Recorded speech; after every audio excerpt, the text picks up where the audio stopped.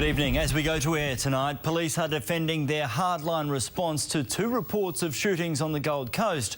Officers with guns drawn arrested 7 people, only to find out the shots they heard were actually the cracks of a stock whip.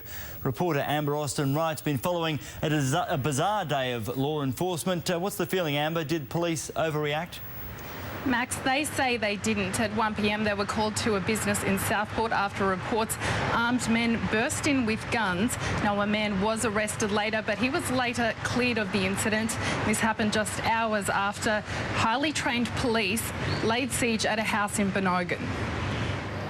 Passenger, hand down the window now! The standoff within a standoff. Officers draw their weapons on 2 suspected gunmen, leaving the scene of a reported shooting.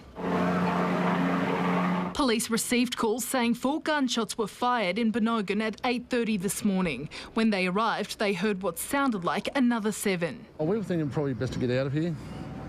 Not a good place to be right now. Witnesses were terrified. Oh, for sure, they were all hiding behind the pole. Officers in bulletproof vests cordoned off the street. Specialised police were called in to help. Our initial advice was that there was someone injured in the property. The Special Emergency Response Team was here at the same address last week, and when police received the call out this morning, they were given a strong safety warning. It took negotiators an hour to coax the remaining 5 people inside to come out. 2 women and 5 men believed to be in their 20s were arrested. Illegal firearms were found at the property, but had not been fired. A stock whip has been used and it sounded like gunshots. Police refused to comment about possible links to a bikie gang. Suburbs away, police made another dramatic arrest after reports armed men had ambushed a business in Southport. And the cops just went, woo, woo, woo, come out with guns blazing, eh?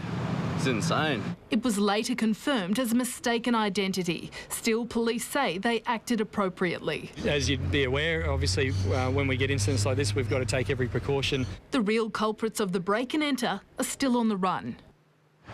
Police say when responding to incidents like these, they need to put the safety of the public and their staff first. They say that's exactly what they did.